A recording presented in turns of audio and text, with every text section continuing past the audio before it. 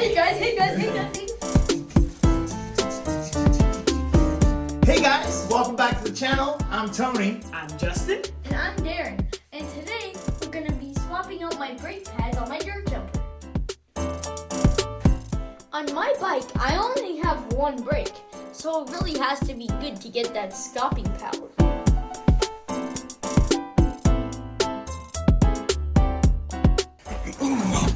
When you're shopping for your brake pad, 1. Make sure you get the right brake pad for your caliper.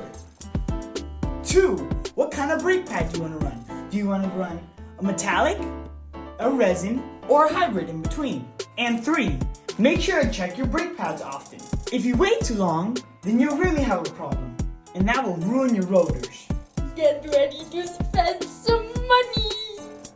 In my case, I have metallic brake pads, and I'm going to be swapping it out to resin brake pads for some more power. So let's get into it.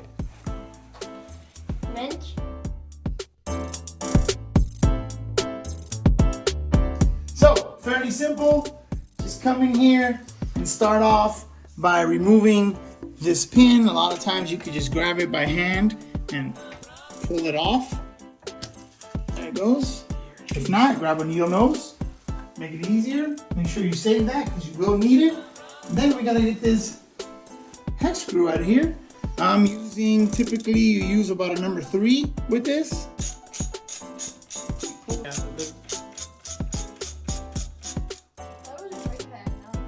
His brake pads have these cool radiator things. Most brake pads don't.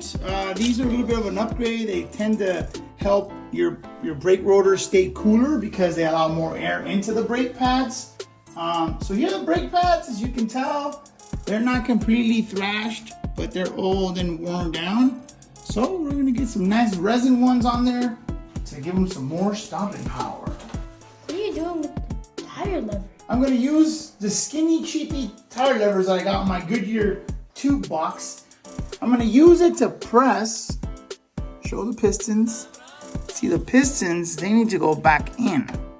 So we're gonna push those in, Push them. and we're gonna push the other one in even further back. So that way, the new brake pads fit. How dare you not know where the piston is? Well, I haven't done it. So when you press these pistons back, what's happening is that some of the fluid is going back into the hose, and it's gonna create some room for your new brake pads. After you slap the new brake pads in there, you can squeeze your lever several times, and that will get everything back into place. You don't have to really do too much. There is such a thing as bleeding your brakes. That's for another video. In this case, when you're changing out brake pads, you really don't need to worry about that. You should be okay, as long as you're changing your brake pads often. Yup. Now that you have your brake pads in, you're just gonna pump the pin in.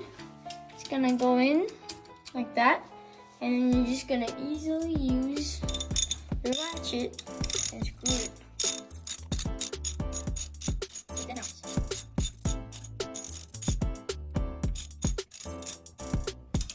No, use this right there. That's good. That's good. That's good. Hey, don't forget the spring Oh, you can't. Yeah. or this clip. I don't know. Is this a spring or a clip? I think it's a. I think it's a clippy spring. So this thing goes back here. Now it's such a pain in the butt. Sometimes I reach through the back Oh, it's of the hard. wheel to put it back in. Oh, we can't even. It's just an extra safety precaution for the screw in case the screw gets loose. But the way Darren tightened it, I don't think it's gonna get loose. No. Great job, Darren. You get an A+ from Teacher Dad. Lastly, I like to give my disc rotors a good cleaning with an alcohol swab to make sure that no dirt and oil is in there before I hit my brakes again. So let's open this up, and then we're gonna spin the wheel, and that's gonna clean it very nicely.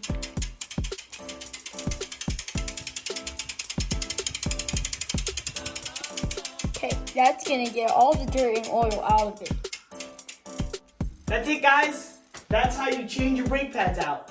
And I'll mention one thing. So with Darren's bike, he's only got the rear brake. This is a dirt jumper, but if you have a regular mountain bike and you have, rear and front brakes, you'll basically repeat the same process. It's pretty simple. Just pop those brake pads out, push those calipers in, drop your new brake pads in there with the new spring.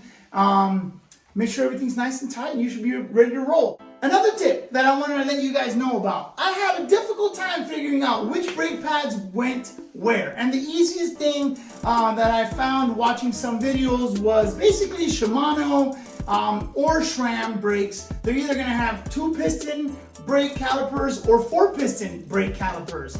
2-piston caliper or 4-piston caliper was the deciding factor as to which brake pad I bought. Hope that helps. I hope watching us do it helps you if you're a beginner. We're beginners. We just started riding 3 years ago. We're learning how to do things online, and we're sharing with you how easily it can be done so you do it yourself. Yes. All right? Well, guys, that's the end of the video. If you like seeing us repair and replace stuff like this, put it down in the comments below. Make sure to hit that subscribe button, like, and comment. And until next time. Sick boy!